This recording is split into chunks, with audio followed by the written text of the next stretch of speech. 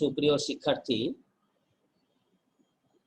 জাতীয় বিশ্ববিদ্যালয়ের অধীন হিসাব বিজ্ঞান সম্মান বিষয়ের চতুর্থ বর্ষের আজকের এই অনলাইন ভিডিও ক্লাসে তোমাদের স্বাগত ও শুভেচ্ছা জানাচ্ছি। আমি প্রফেসর শেখ জিয়াউল ইসলাম FCMA, departmental head, Azam Khan gov commerce college, Khulna. যে কোর্স নিয়ে আছি working capital management and financial statement analysis. আজকে আমরা ইনভেন্টরি ম্যানেজমেন্টের পর 6 নং লেকচার নিয়ে আগামী পরবর্তী কিছু সময় থাকব। আশা করি তোমরা একটু মনোযোগ সহকারে লেকচারটি শুনবে, যা তোমাদের পরবর্তী সময়ে তোমাদের পরীক্ষার হলে তোমার জ্ঞান সমৃদ্ধির জন্য বা তোমার কর্মজীবনে আশা করি কাজে লাগবে। প্রিয় শিক্ষার্থী, তো ইনভেন্টরি ম্যানেজমেন্ট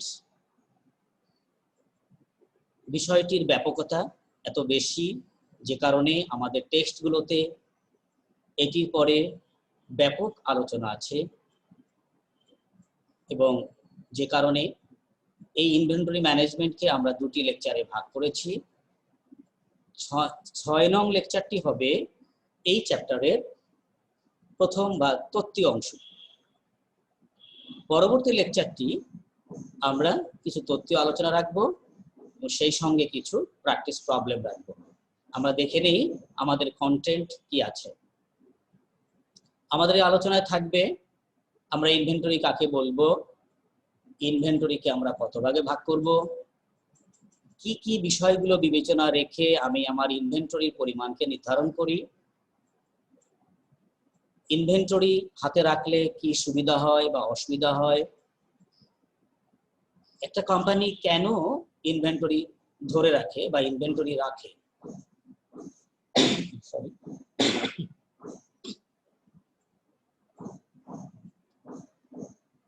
এরপরে আমরা শিখবো ইনভেন্টরি ম্যানেজমেন্ট কাকে বলবো, ইনভেন্টরি ম্যানেজমেন্টের উদ্দেশ্যটা কি হতে পারে বা কি সুবিধা আছে ওখানে, ইনভেন্টরি সংক্রান্ত ব্যয়গুলো কি কি আছে।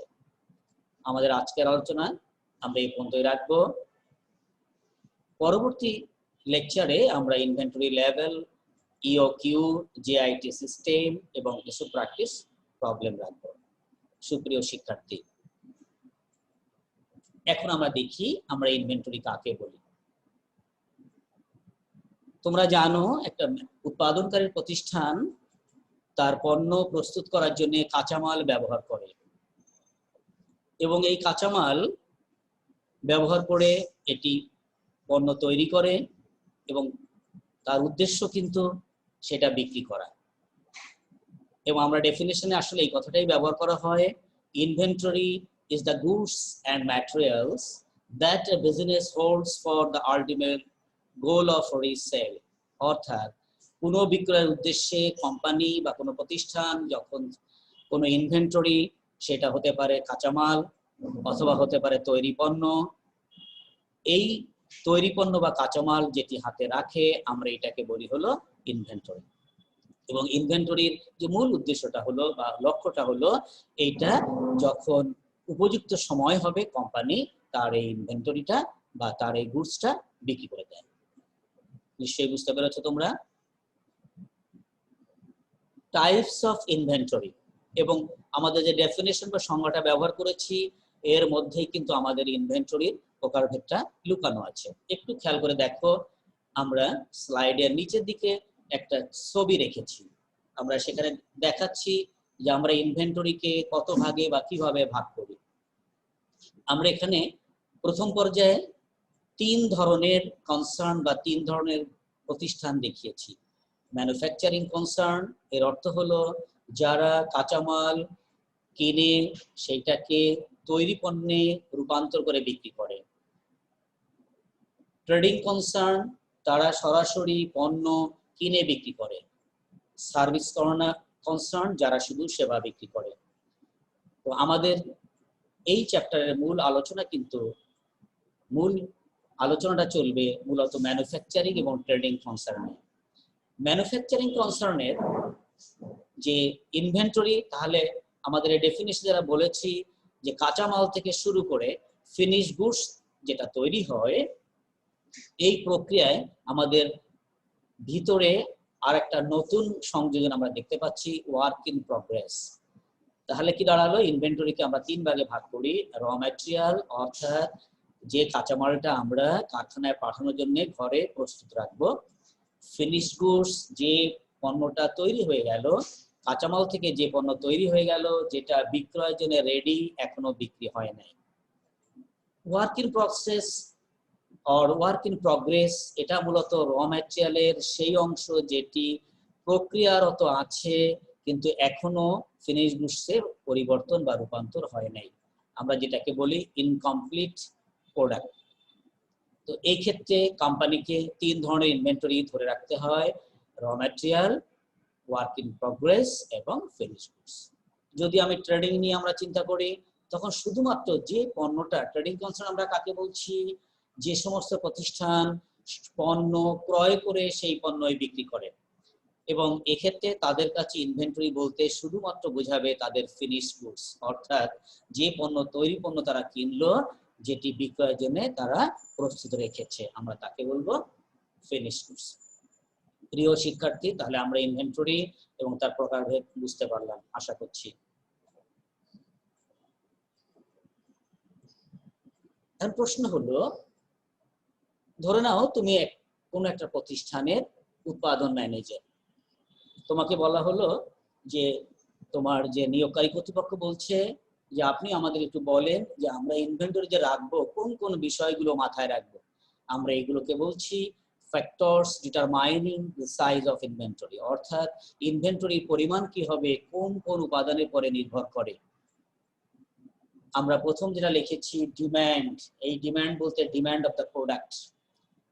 আমাদের পণ্যের চাহিদা যদি বেশি থাকে, ক্রমবর্ধমান থাকে, সেক্ষেত্রে আমাদের কিন্তু আমার প্রোডাকশন সিস্টেমটাকে প্রপারলি চালু রাখার জন্য আমার ইনভেন্টরি প্রয়োজন বেশি হবে।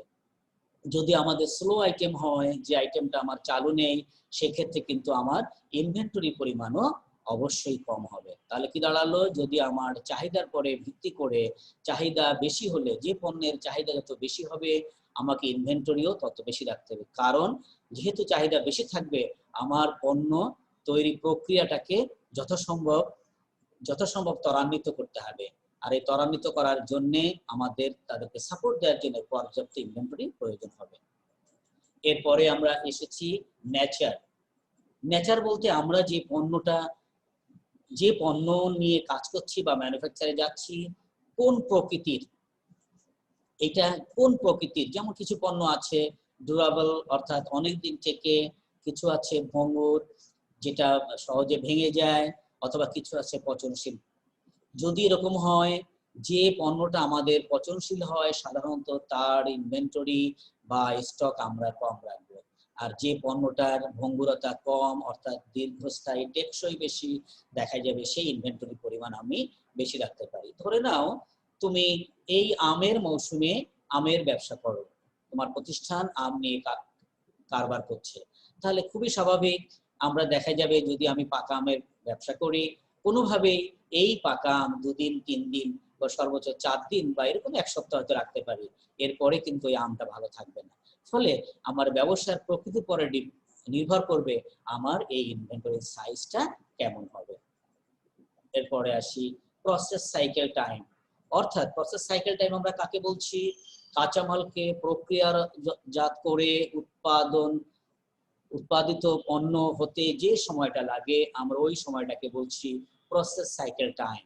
এবং খুবই স্বাভাবিক এই প্রসেস সাইকেল টাইমটা যত বড় হয় আমার ইনভেন্টরির প্রয়োজন তত বেশি হবে, কারণ WIP তে বেশিক্ষণ সে বসে থাকবে, ফলে WIP এর মূল্য বেড়ে যাবে। যখনই ডব্লিউআইপি বড় হবে তাকে বেশি পরিমাণ র ম্যাটেরিয়াল দিতে হবে, সেক্ষেত্রে আমাদের ইনভেন্টরি পরিমাণ বা সাইজটা বেশি হবে। এরপরে আসি ভ্যালু, অর্থাৎ আমি যে পণ্যের উৎপাদনে নিয়োজিত বা ব্যবসায় নিয়োজিত তার মূল্যের পরেও আমার ইনভেন্টরি ডিপেন্ড করবে। কারণ আমরা জানি ইনভেন্টরি বলতে সেখানে আমাকে টাকাকে বা ক্যাশকে ব্লক করে রাখতে হয়, আটকে রাখতে হয়। ফলে যদি খুব যে ইনভেন্টরি বা যে প্রোডাক্টের মূল্য বেশি হবে, খুব বেশি মূল্যের ইনভেন্টরি আমরা পরিমাণে বেশি রাখার সুযোগ কম থাকে। আর যে পণ্যের ভ্যালু কম থাকে সেক্ষেত্রে আমার ইনভেন্টরিটা বেশি হতে পারে। এরপরে আমরা আসছি অর্ডারিং কস্ট। অর্ডারিং কস্টটা আমরা এইভাবে বিবেচনা করতে পারি, আমরা যখন পণ্য ক্রয় করি, অর্থাৎ এটার বাংলা আমরা বলি ফরমাইশ ব্যয়। এই পণ্যের যখন ফরমাইশ দেওয়া হয় বা অর্ডার দেওয়া হয়, এই সংক্রান্ত অনেক খরচ হতে পারে বা খরচ হয়। যেমন যদি আমি টেলিফোন কনভারসেশনে যাই বা অনলাইন কনভারসেশনে যাই অথবা ফিজিক্যালি মুভ করি, সব ক্ষেত্রেই আমাদের খরচ থাকবে। প্রসেসিং যে কস্টটা, যেটাকে আমরা বলছি অর্ডারিং কস্ট, এই অর্ডারিং কস্টের ব্যাপারটা এরকম যদি চিন্তা করি, ধরো আমি এক লটে 100 পণ্যের অর্ডার দিব এবং প্রত্যেক এই অর্ডারিং কস্টটা স্থায়ী প্রকৃতির হয়। তাহলে আমি যদি আমার প্রয়োজনীয় পণ্য এক অর্ডারে কিনি তাহলে মাত্র 100 টাকা খরচ হবে। আর এই আমার প্রয়োজনীয় পণ্য, ধরো আমার যদি 100টা পণ্যের 1000টি পণ্যের প্রয়োজন, আমি প্রতিবারে চাইলে 100 কিনতে পারি, 200, 300, 400, 500 বা সর্বোচ্চ 1000। প্রত্যেকবারেই কিন্তু আমি যতবার অর্ডার দিব তত 100 টাকা খরচ হবে। তাহলে আমি যদি 100 পণ্যের অর্ডার দেই বা কাঁচামালের অর্ডার দেই তাহলে আমাকে 10 বার অর্ডার দিতে হয়, আর এই 10 বার অর্ডার দিলে আমার খরচ হবে 1000 টাকা। যদি আমি এক অর্ডারেই 1000 আনতে পারি তাহলে মাত্র 100 টাকা খরচ হবে। যদি 500 ইউনিট করে ক্রয় করি, আমি 2 বার অর্ডার করব, আমার খরচ হবে 200 টাকা। ফলে অর্ডারিং কস্টকে যদি আমাকে সেভ করতে হয়, সেটা মাথায় রাখলে আমাকে ইনভেন্টরি সাইজটা বড় বানাতে হয়। Similarly carrying cost, carrying cost এটাকে আমরা অন্যভাবে বলি বহন ব্যয় বা হোল্ডিং কস্ট। এই হোল্ডিং কস্ট বলতে বোঝায় আমার যে গোডাউন বা গুদাম ঘরে পণ্য রাখার জন্য, হোল্ড করা বা ধরে রাখার জন্য কিছু খরচ হয়, এবং এই খরচগুলো কি কি হতে পারে আমরা পরের স্লাইডে কোথাও আলোচনা করব। এবং এই অর্ডারিং, ক্যারিং, এই আইটেমগুলো দিয়েই আমরা পরবর্তীতে প্র্যাকটিস প্রবলেমে যাব আশা করি প্রিয় শিক্ষার্থী। তো এই ক্যারিং কস্টও একই বিবেচনা। যদি আমি পণ্য বেশি পরিমাণে এক লটে ধরে রাখি, যত বেশি পরিমাণ পণ্য আমার গোডাউনে রাখবো আমার ক্যারিং কস্ট কিন্তু বেশি হবে। আর যদি আমি পণ্য কম ক্রয় করি একবারে, তাহলে আমার ক্যারিং কস্ট কম হবে। তাহলে কি দাঁড়ালো, অর্ডারিং এর ক্ষেত্রে যত বেশি পরিমাণ এক লটে এনে অর্ডার দেওয়া যায় আমার অর্ডারিং কস্ট কম হয়। পক্ষান্তরে যখন আমি ক্যারিং কস্ট বিবেচনা করি তখন আমি যত কম পরিমাণ পণ্য আমার গোডাউনে রাখবো আমার ক্যারিং কস্ট তত কম হবে। আমরা শেষে লিখেছি লিড টাইম। লিড টাইম বলতে বোঝানো হয় সরবরাহ সময়। সরবরাহ সময়টা এইভাবে বিবেচনা করা হয়, ধরো আমার র ম্যাটেরিয়াল প্রয়োজন এবং এই ম্যাটেরিয়ালটা আমি যদি ধরে নেই চট্টগ্রাম থেকে আসবে, আমি হয়তো বসে আছি ঢাকায়, তো চট্টগ্রাম থেকে ঢাকায় যদি পণ্য আসতে হয় দেখা যাবে আমি যে পণ্য অর্ডার দিব হয়তোবা 2 দিন সময় লাগবে। তাহলে এই 2 দিন সময়কে মাথায় রাখলে, অর্থাৎ 2 দিনের যদি আমার প্রোডাকশন চালু থাকতে হয় 2 দিনের পরিমাণ ইনভেন্টরি হাতে থাকতেই হয়। এই লিড টাইম যত বেশি হয় আমার ইনভেন্টরির পরিমাণও বেড়ে যাবে, আর লিড টাইম যত কম হবে আমার ইনভেন্টরির পরিমাণও তত কম হবে। এবং এমনই যদি হয় লিড টাইম আদৌ প্রয়োজন না হয়, অর্থাৎ এমন যদি হতে পারে যে আমি যখনই অর্ডার দিব তখনই আমার পণ্য চলে আসবে, যে সিস্টেমটাকে আমরা পরের একটা আলোচনায় যাব প্রিয় শিক্ষার্থী, যাকে আমরা নাম দিয়েছি JIT, জাস্ট ইন টাইম। সে আলোচনা এখন আর না, আমরা এখন কথা বলছি লিড টাইম। তাহলে কি বললাম, লিড টাইম বলতে বোঝায় সরবরাহ সময়। এই সরবরাহ সময়ের পরে ভিত্তি করে আমার ইনভেন্টরির সাইজটা ডিপেন্ড করে। তাহলে আমরা যদি একটু রিভিউতে যাই, তাহলে তুমি একটু ভিজুয়ালাইজ করো কি কি এক ফ্যাক্টর আমরা বললাম। আমরা বলেছি যে demand of the product, nature of the product, process cycle time for producing the product, value of the product, ordering cost, carrying cost and finally lead time. প্রিয় শিক্ষার্থীরা, আমরা পরের স্লাইডে যাচ্ছি। এখন আমরা যখন উৎপাদনকারী প্রতিষ্ঠান বলি বা ট্রেডিং কনসার্ন বলি, যদি এমন হয় কাস্টমার আমার পণ্য চাইলো কিন্তু আমি দিতে পারছি না, এরকম হতে পারে। অর্থাৎ যদি আমি পর্যাপ্ত ইনভেন্টরি আমার হাতে না থাকে, সেক্ষেত্রে আমাকে কিছু অসুবিধা ফেস করতে হয়। আবার যদি ইনভেন্টরি পরিমাণে বেশি হয় তাহলেও অসুবিধা আমরা ফেস করব। আর যদি আমি প্রয়োজনীয় ইনভেন্টরি হাতে রাখতে পারি, সেখান থেকে আমরা কিছু সুবিধা পাবো। এবং আমরা আবারও বলি, যে কথা আমি মাঝে মাঝে বলছি ক্লাসে, সেটি হলো আমরা কিন্তু এই সমস্ত বিষয়গুলো জেনে বুঝে নিজের কর্মজীবনে যেমন কাজে লাগাবো, আমাকে এই জাতীয় বিশ্ববিদ্যালয়ের অধীনে পরীক্ষা দিয়েও কিন্তু আমাকে সাকসেস হতে হবে বা কৃতকার্য হতে হবে। সেই জন্য তোমাদের এই যে অন্তত পয়েন্ট আকারে দিলেও তোমরা এগুলো যদি নিজের মতো করে টেক্সটের সাথে এইটাকে নিয়ে তোমার জানাটাকে বা জ্ঞানটাকে সমৃদ্ধ করবা, এটা আমি আশা করি। চলে আসি, আমরা অ্যাডভান্টেজ বলেছি। অ্যাডভান্টেজেস প্রোভাইড সিকিউরিটি, অর্থাৎ এটি আমাকে নিরাপত্তা দেয়। কিভাবে নিরাপত্তা দেয়? যে আমাদের কখনো প্রোডাকশনটা হ্যাম্পার হবে না, আমি নিরাপদ থাকবো। ক্যান ম্যানেজ হাই ডিম্যান্ড, যদি বাজারে যদি আমার উচ্চ চাহিদা থাকে এবং আমার হাতে পর্যাপ্ত ইনভেন্টরি থাকে, তাহলে আমরা কিন্তু এই সময়টাকে আমার এই চাহিদাটাকে পূরণ করতে সমর্থ হব। স্যাটিসফাই কাস্টমার্স উইথ ডিপেন্ডেবিলিটি, আমরা নিজেদের জীবনেও জানি, আমরা যখন কেনাকাটা করি তখন আমরা কোনো দোকানের পরে বা প্রতিষ্ঠানের পরে বা কোনো ব্র্যান্ডের পরে কিন্তু আমাদের সন্তুষ্টি চলে আসে। যখনই সন্তুষ্ট আসে, তার মানে আমি ওই পণ্যের পরে কিন্তু নির্ভর করছি, আমার নির্ভরতা বেড়ে যায়। তাহলে যদি কাস্টমার, তুমি যে প্রতিষ্ঠানে কাজ করো সেই প্রতিষ্ঠানে যদি তার প্রয়োজনীয় যে নির্ভরতা যদি তুমি মিট করতে পারো, অর্থাৎ তাকে যদি সন্তুষ্ট করতে পারো কাস্টমারকে, তাহলে কিন্তু তোমার উপর তার নির্ভরতা বেড়ে যাবে। তোমার অন্তত কম্পিটিটিভ মার্কেটে তোমার প্রোডাক্ট বিক্রি করতে তত বেশি সমস্যার সম্মুখীন হতে হবে না। Can be helpful for planning and control, এবং ওভারঅল যে ম্যানেজমেন্ট কাজ করে তারা আমার এই ইনভেন্টরির ম্যানেজমেন্ট নিয়ে বা ইনভেন্টরির যদি সঠিক নেমে করা থাকে, তাহলে আমরা তাদের যে প্ল্যানিং বা পরিকল্পনা এবং পরবর্তীতে নিয়ন্ত্রণে সহায়তা করে। পরে আমরা লিখেছি smoothness the supply and demand relationship. তোমরা জানো যে সাপ্লাই এর সাথে ডিমান্ডের একটা সম্পর্ক থাকে। যদি আমাদের র ম্যাটেরিয়াল বা ইনভেন্টরি সাপ্লাই না থাকে, র ম্যাটেরিয়াল বলি, ফিনিশ গুডসে বলি, যদি আমি সাপ্লাইটা ঠিক মতো না দিতে পারি, তাহলে আমার কিন্তু চাহিদাটা হ্যাম্পার করবে। আমার চাহিদা আছে, আমি সাপ্লাই দিতে পারছি না, সেক্ষেত্রে কি হবে? সেক্ষেত্রে আমার সেলটা অবশ্যই কমে যাবে এবং আমাদের লস বাড়বে। ব্যাপারটা উল্টাভাবে বললে হয় প্রফিট কমে যাবে, কারণ প্রফিট কমে যাওয়া মানে কিন্তু এটাও এক ধরনের লস আমাদের। তাহলে আমরা বলেছি, যদি আমার ইনভেন্টরিটা সঠিক পরিমাণে আমি রাখি, তাহলে যে কাজটা হবে, আমাদের সরবরাহ এবং চাহিদার সাথে একটা সুন্দর সম্পর্ক, মিষ্টি সম্পর্ক বিরাজমান থাকবে। অ্যাভয়েড শর্টেজ, অর্থাৎ ঘাটতি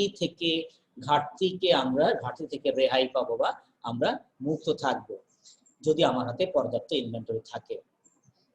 অ্যাভয়েড আউটডেটস আইটেম, অর্থাৎ অপ্রচলিত আইটেম যেগুলো থাকবে সেগুলোকে আমি অ্যাভয়েড করতে পারবো।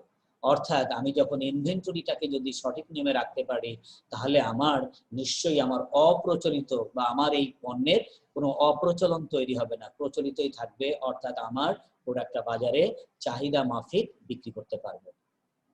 এবার আসি, যদি আমরা ইনভেন্টরিতে যখনই আমি আমার ঘরে রাখবো বা একটু বেশি রাখবো, কিছু অসুবিধা আমরা দেখতে পাচ্ছি এখানে। আমরা জানি যে ইনভেন্টরি আমাদের ওয়ার্কিং ক্যাপিটালের একটা বড় অংশ জুড়ে থাকে। এই জন্য আমরা প্রথমটাই লিখেছি it is involving working capital, অর্থাৎ যখনই আমার হাতে ইনভেন্টরি পরিমাণ থাকবে, ওই ইনভেন্টরিতে আমাকে মূলধন বিনিয়োগ করে রাখতে হবে। আবারও বলি, যখনই আমি আমার ইনভেন্টরি 8 টাকা ব্লক করে রাখা মানে আমার ওয়ার্কিং ক্যাপিটাল বেড়ে যাওয়া, এটা আমার জন্য এক ধরনের হুমকি স্বরূপ হবে, কারণ ওই ওয়ার্কিং ক্যাপিটালকে আমাকে ম্যানেজ করতে হবে, সে ওয়ার্কিং ক্যাপিটালের কস্ট আছে, ফলে আমাকে সেদিকটাও মাথায় রাখতে হবে যে আমার যখন ইনভেন্টরি রাখবো কিছু বিনিয়োগ আমাকে ওয়ার্কিং ক্যাপিটালে চলে যাবে। ইট ইনকার্স স্টোরেজ কস্ট, আমরা দেখেছি এর আগের স্লাইডে ইনভেন্টরিকে আমাকে হোল্ড করতে হয়, ঘরে রেখে দিতে হয়। তো যখনই আমি ইনভেন্টরি রাখবো নিঃসন্দেহে আমাকে একটা আলাদা তার জন্য ঘর বা জায়গা নিতে হয়, তার গুদাম ভাড়া যেটা আমরা বলি সেই গুদাম ভাড়া দিতে হতে পারে, অথবা এখানে যেটা হবে গুদাম ভাড়া তো দিবই, দেখা যাবে গুদামের অন্যান্য কর্মচারী থাকবে, তাদের বেতন দিতে হতে পারে, অথবা আমি যে টাকাটা ব্লক করে রাখছি আমার ওই গুদামে সেই টাকারও কিছু খরচ আছে। আলটিমেটলি যেটা হবে যখনই আমি ইনভেন্টরি রাখবো আমার স্টোরেজ কস্টটা সংগঠিত হবে বা বেড়ে যাবে।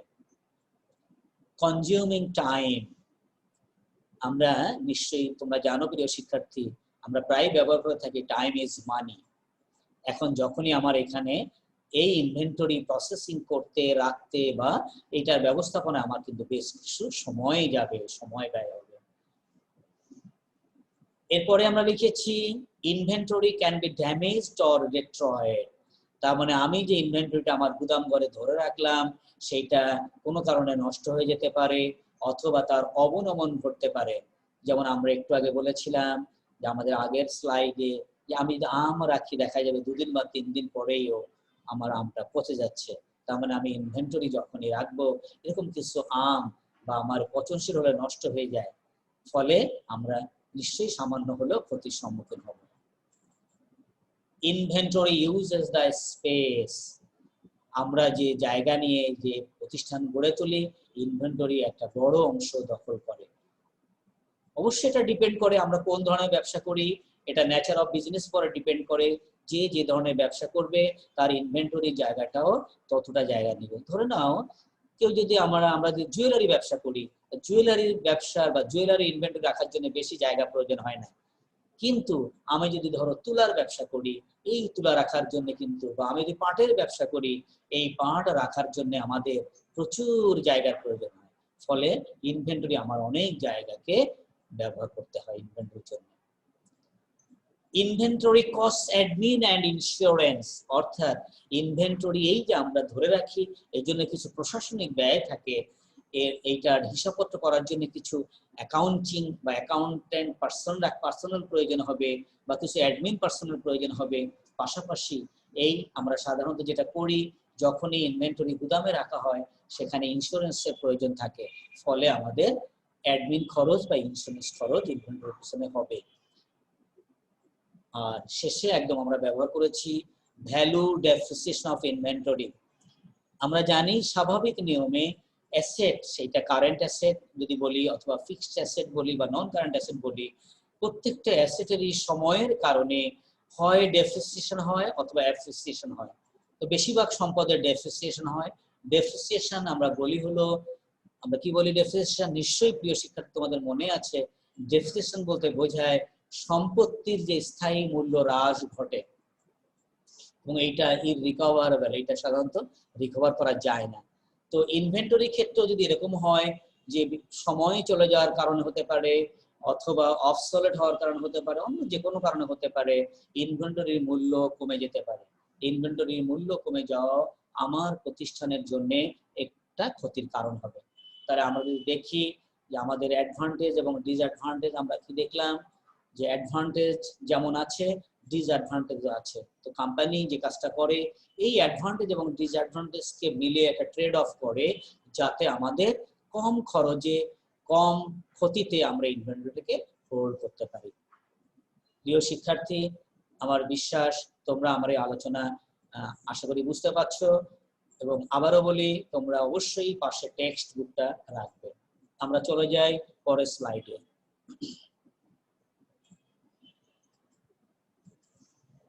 এখানে আমরা দেখিয়েছি মোটিভস টু হোল্ড ইনভেন্টরি, অর্থাৎ আমরা ইনভেন্টরি যে ধরে রাখবো, ধরে রাখার উদ্দেশ্যটা কি বা অভিপ্রায় কি আমরা এখানে দেখিয়েছি। আমরা স্টকে নিচের দিকে বা আমাদের স্লাইডের নিচে দেখছি একটা আমাদের একটা ছবি গেছে যেখানে মোটিভকে 3 ভাগে ভাগ করে দেখানো আছে: transaction motive, precautionary motive and speculative motive. Transaction motive আমরা এখানে বোঝাচ্ছি আনইন্টারাপ্টেড প্রোডাকশন। আমরা ইনভেন্টরি ধরবো এই কারণে যেন আমার প্রোডাকশনটা কখনো বিঘ্নিত না হয়। ইন্টারাপ্ট মানে হলো বিঘ্ন হওয়া, আনইন্টারাপ্টেড মানে বিঘ্নিত না হওয়া। তাহলে ট্রানজেকশন মোটিভ বলছে অর্থাৎ এটা চলমান থাকবে আমার ইনভেন্টরি অর্থাৎ র ম্যাটেরিয়াল থেকে প্রসেস করে বিক্রি হওয়া পর্যন্ত যেন আমার কোথাও কোনো বিঘ্ন সৃষ্টি না হয়। তাই যদি তুমি চিন্তা করো যদি আমার র ম্যাটেরিয়াল পর্যাপ্ত স্টক না থাকে সেক্ষেত্রে আমার প্রোডাকশন কিন্তু হ্যাম্পার হবে। যখনই প্রোডাকশন হ্যাম্পার হবে তখন আমাদের আলটিমেটলি সেল কমে যাবে, সেল কমে গেলে প্রফিট কমে যাবে। আর আমরা যদি সঠিক সময়ে আমার এই পণ্যটা আমার ক্রেতার হাতে তুলে না দিতে পারি সেক্ষেত্রে আমাদের সুনামেরও হানি ঘটবে। প্রিকশনারি মোটিভ অর্থাৎ সতর্কতামূলক অভিপ্রায়। কি বলেছি আমরা? Unexpected demand to meet out the emergencies. আমরা সবাই প্রায় জানি যে বিশ্ব এখন করোনা ভাইরাসে বিপর্যস্ত এবং তুমি দেখো ঠিক এই মুহূর্তে স্যানিটাইজার উৎপাদনকারী প্রতিষ্ঠানটা আছে, স্যানিটাইজার উৎপাদনকারী প্রতিষ্ঠানটা স্বাভাবিক নিয়মে যদি চলতো তাহলে আজকে কিন্তু আমরা আমাদের এই হ্যান্ড স্যানিটাইজারটা সঠিক সময় হাতে পেতাম না, বা প্রথম দিকে কিছু বিঘ্ন সৃষ্টি হয়েছে কারণ অনুমান করা যায়নি যে আমাদের কি পরিমাণ এই প্রোডাক্টটা প্রয়োজন হবে। অর্থাৎ এই আনএক্সপেক্টেড কিছু ডিমান্ড কোম্পানি ফোরকাস্ট করতে পারে।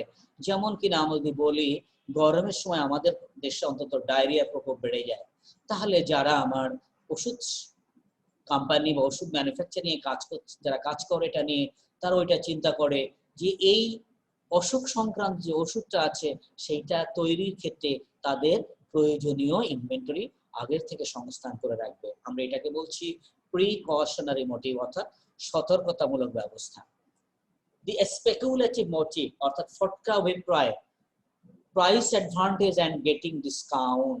অর্থাৎ আমরা ধরে রাখছি যে আমার ধরো এমন যদি হয়, আমি যদি মনে করি যে আমার ফিনিশ প্রোডাক্টটা, যদি অনেক সময় এটা ইল মোটিভ মনে হয় যে আমার ফিনিশ প্রোডাক্টটা বাজারে এই মুহূর্তে বিক্রি করলে আমি প্রতি পিস 30 টাকা মাত্র পাবো, কিন্তু আমি যদি মাত্র 15 দিন ধরে রাখি আমার এই প্রোডাক্টটা বিক্রি হবে 35 টাকা, তাহলে ওই কোম্পানি তখন তার এই স্পেকুলেটিভ মোটিভটাকে মাথায় রেখে, আবার বলছি এটা যদিও ইল মোটিভ কিন্তু ব্যবসার ক্ষেত্রে ইল শব্দটা আমরা ব্যবহার করছি না, আমরা বলছি এটা স্পেকুলেটিভ মোটিভ, অর্থাৎ সে তার এই প্রাইস অ্যাডভান্টেজটা পেতে চায় যাতে সে অন্তত বেশি দামে তার প্রোডাক্টটা কিনতে পারে। অথবা এমন যদি হয় সে হয়তো ডিসকাউন্ট পেয়ে গেছে অনেক পরিমাণে, সে কি করলো তার র ম্যাটেরিয়ালটা পরিমাণে বেশি ধরে রাখলো। কারণ এমন হতে পারে এখন হয়তো সে 20% ডিসকাউন্টে র ম্যাটেরিয়াল পাচ্ছে, অর্থাৎ 100 টাকার জিনিস 80 টাকায় পাচ্ছে। এই যে 20 টাকার সুবিধাটা হয়তো আগামী দেখা যাবে 3 মাস পরে থাকবে না, কিন্তু সে 3 মাস পরে কিন্তু তার প্রোডাক্ট কস্ট যখন নির্ধারণ করবে তার ম্যাটেরিয়াল কিন্তু 80 টাকায় রয়ে যাচ্ছে, হয়তো সামান্য কিছু কস্ট অফ ক্যাপিটাল হবে, ফলে সে কিন্তু এই ডিসকাউন্টের সুযোগ নিতে পারবে। তাহলে আমরা মনে হয় বুঝতে পেরেছি স্পেকুলেটিভ মোটিভ, যেটাকে সোজাসাপটা বাংলায় আমরা বলতে পারি অসৎ উদ্দেশ্য কিছুটা, এই জন্য আমরা এর বাংলা করেছি ফটকা উদ্দেশ্য। তা ফটকা উদ্দেশ্যে কি হচ্ছে আবারও বলি, আমরা প্রাইসের অ্যাডভান্টেজে চাই, আবার র ম্যাটেরিয়াল ক্রয়ের ক্ষেত্রে আমরা ডিসকাউন্টের সুযোগটা নিতে চাইবো। তাহলে আমরা মনে এক নজরে যদি বলি যে মোটিভস ফর হোল্ডিং ইনভেন্টরি, যে কেন আমরা ইনভেন্টরি ধরে রাখবো। Normally there are 3 motives: transaction motive, precautionary motives and finally speculative motive. Transaction motive এখানে আমরা বলার চেষ্টা করছি যেন প্রোডাকশন কখনো বিঘ্নিত না হয়, এই উদ্দেশ্যকে সামনে রেখে কোম্পানি তার ইনভেন্টরিটা ধরে রাখে। প্রিকশনারি মোটিভ ভবিষ্যৎ বা আনএক্সপেক্টেড কোনো পজিশন বা ডিমান্ডকে ফুলফিল করার জন্য কোম্পানি তার কিছু ইনভেন্টরি ধরে রাখে। স্পেকুলেটিভ মোটিভ অর্থাৎ ফটকা উদ্দেশ্য, এই ক্ষেত্রে কোম্পানি প্রাইস অ্যাডভান্টেজ পেতে চায় অথবা ডিসকাউন্টের সুযোগ নিয়ে সে বেশি পরিমাণে ইনভেন্টরি হাতে রাখে। প্রিয় শিক্ষার্থী, তাহলে আমরা মনে হয় বুঝতে পারলাম যে কেন আমরা ইনভেন্টরি ধরে রাখবো।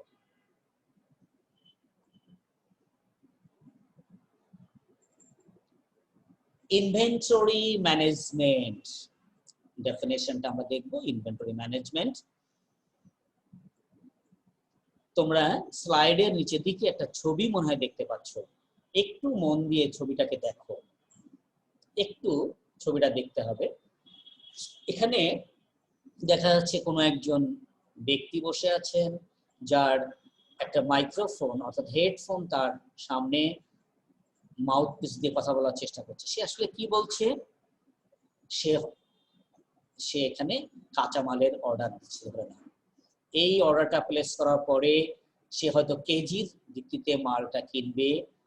এইটা পরে দেখা যাচ্ছে যে পরিবহন করে কেনার পরে এটা চলে আসবে, চলে পথ দিয়ে চলে এসে এখানে নিশ্চয়ই এটা ওই ঘর দেখা যাচ্ছে, এখানে হয়তো গোডাউনজাত বা গুদামজাত করলো। এরপরে কারখানায় কি হলো? কারখানায় এটা তৈরি হলো, প্যাকেটজাত হলো। এইবার এটা আমরা তৈরি করছি, আমরা বিক্রির জন্য রেডি রাখছি। এই প্রক্রিয়ায় কিন্তু একটা পুরো ম্যানেজমেন্ট জড়িত থাকে, একটা প্রসেস থাকে। এই প্রসেসটা কি? যে পণ্য অর্ডার থেকে কাঁচামাল, বা আমরা যদি ট্রেডিং কনসার্ন হই, তাহলে তৈরি পণ্য অর্ডার করব, স্টোরিং করব। এই প্রক্রিয়াটাই হচ্ছে আমাদের ইনভেন্টরি ম্যানেজমেন্ট। তাহলে আমরা বলছি ইনভেন্টরি ম্যানেজমেন্ট যে প্রসেস বা প্রক্রিয়ায় আমার ইনভেন্টরি অর্ডারিং করব এবং স্টোরের ব্যবস্থা করব মূলত। তাহলে এর মূল কাজটা হলো যে এই ম্যানেজমেন্টের প্রসেসের দুইটা মেইন অংশ, একটা হচ্ছে অর্ডারিং আর হচ্ছে স্টোরিং। ওকে, এবং সেখানে আমরা দেখতে পাচ্ছি নিচের দিকে আমরা আরো একটু ক্লিয়ার করে লিখেছি যে এটা management of raw material, component, finish product এবং অ্যাজ ওয়েল অ্যাজ এবং warehousing and processing such item. তার মানে হলো যে আমার পণ্য কেনার থেকে শুরু করে কাঁচামাল, পণ্য বা কাঁচামাল কেনা থেকে শুরু করে বিক্রি করা আগ পর্যন্ত যে সময়টুকু এর মধ্যে যে ম্যানেজমেন্টটা জড়িত থাকবে, এই ম্যানেজমেন্ট প্রক্রিয়াকে আমরা বলবো ইনভেন্টরি ম্যানেজমেন্ট। প্রিয় শিক্ষার্থী,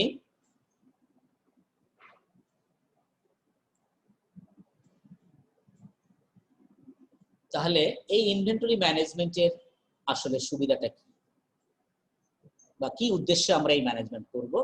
এবং আমরা ইতিমধ্যে কিন্তু ইনভেন্টরি সুবিধা পড়ে আসছি একটু।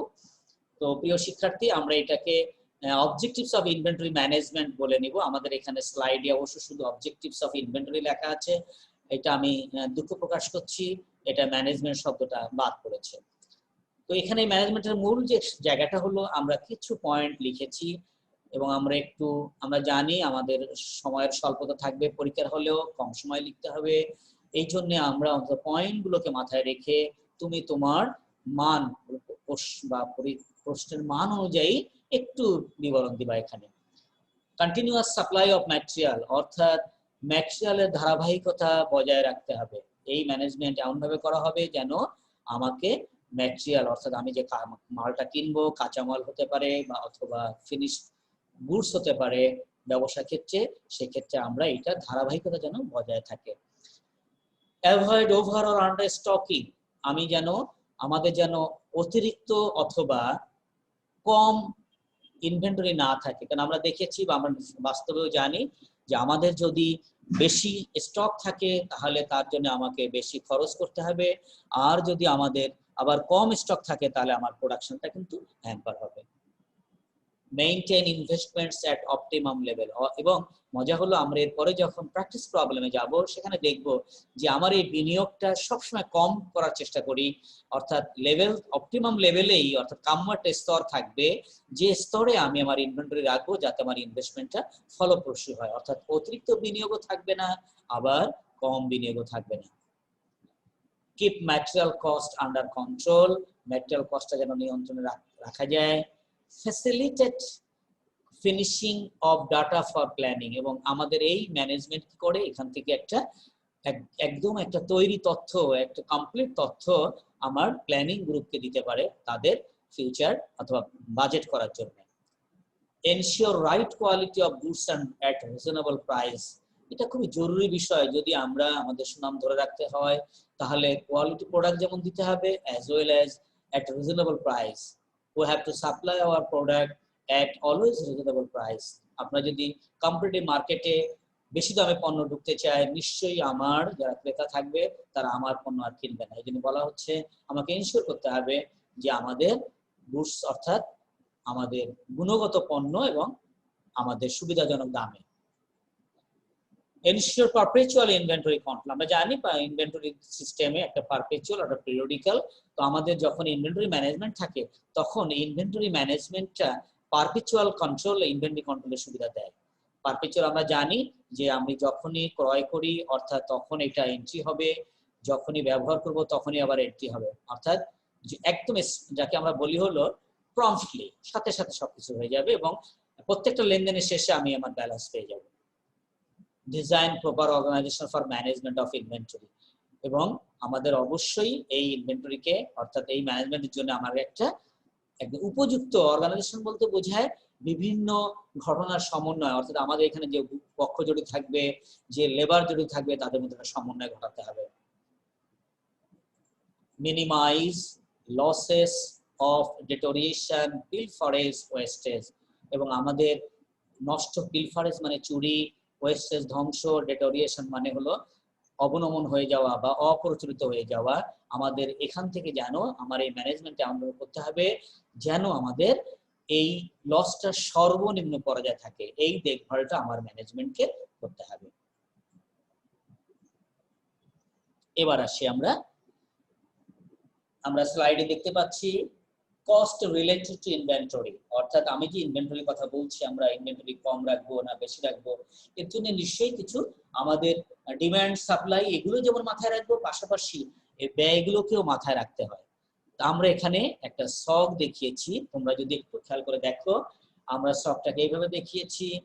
একদম মিডল পয়েন্টে আমরা লিখেছি ইনভেন্টরি রিলেটেড কস্ট, এবং যেগুলোকে বিভিন্ন পোরশন থেকে দেখা যায় তাকে হ্যামার করছে।